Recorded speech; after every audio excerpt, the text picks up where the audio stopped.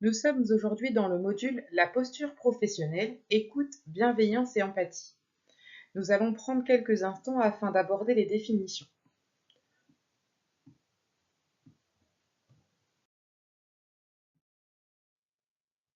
Tout d'abord, nous allons évoquer l'écoute.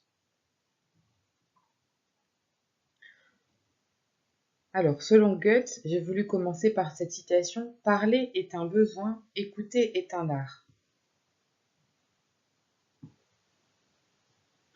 Donc, il s'agit d'écouter pour entendre l'autre, d'être centré sur ce qui est vécu plutôt que sur les faits évoqués. Cela suppose une décentration de soi et une remise à disposition vers l'autre. Elle suppose à la fois une proximité et une distance. C'est-à-dire, faut être en capacité de modifier sa posture afin d'écouter ce que l'autre a à vous dire, tout en étant proche, mais en même temps en sachant faire preuve d'empathie. Et ça, c'est une notion qu'on va évoquer par la suite de ce diaporama. Donc là, on arrive sur la bienveillance, qui est un des fondements une des valeurs de l'accompagnant, donc qui vient du latin benevolentia, dans lequel veillance renvoie à une certaine volonté. Il s'agit de vouloir le bien, de bien vouloir, c'est ce que Kant appelait la bonne volonté. Et par homonymie, nous fait penser à bien veiller, c'est-à-dire à veiller bien, ce qui ne veut pas dire surveiller, mais être attentif. Et il y a vraiment cette volonté du soignant de vouloir bien faire, mais sans surveiller, donc être attentif et d'être vraiment dans l'accompagnement, mais sans vouloir faire à la place de la personne, vraiment être attentif et laisser la personne évoluer selon sa volonté.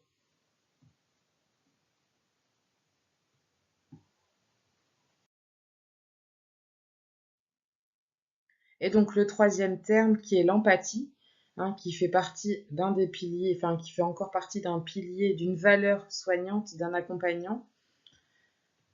Donc selon Carl Rogers, l'empathie, c'est la volonté à ressentir avec justesse le sentiment de celui qu'on écoute. C'est la capacité de comprendre la vie intérieure de l'autre sans prendre sa place pour ne pas s'identifier. Pour cela, il faut laisser ses propres sentiments de côté. Et là, c'est vraiment important d'être capable de se décentrer. Tout à l'heure, on évoquait la décentration et c'est vraiment ça, c'est être là pour écouter la personne, écouter ce qu'elle vous dit sans forcément prendre sa place. C'est pas notre rôle en tant qu'accompagnant. C'est vraiment d'être là, d'être à côté de la personne.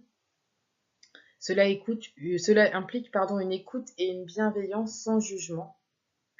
Et donc, c'est la base de la relation d'aide. C'est une des bases. Et j'ai souhaité encore dans l'empathie vous évoquer la considération positive qui pour moi fait partie intégrante de l'empathie, où c'est accepter l'autre tel qu'il est malgré ses différences de culture, valeurs, histoire, ses particularités qui doivent être prises en considération.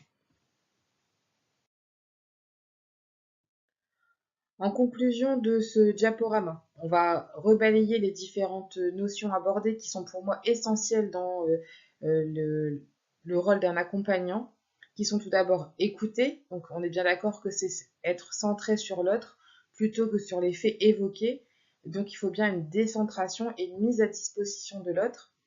Pour cela, il faut aussi une bienveillance qui est veiller bien, qui ne veut pas dire surveiller mais être attentif. Et le troisième pilier qui est l'empathie, la capacité à ressentir avec justesse le sentiment de celui qu'on écoute. Donc en y incluant la considération positive qui est essentielle dans l'empathie, où il faut bien prendre en compte que la personne est une personne avec son histoire, son vécu, sa façon de voir les choses, de vraiment prendre en compte que chaque personne est individuelle et nécessite une prise en soin individualisée et personnalisée. Et donc tout ça fait écho en fait aux valeurs du groupe Colisée qui sont d'assurer la sécurité, promouvoir le bonheur et permettre la reconnaissance de la personne accompagnée. Et ça, c'est vraiment l'essence même de votre métier d'accompagnant.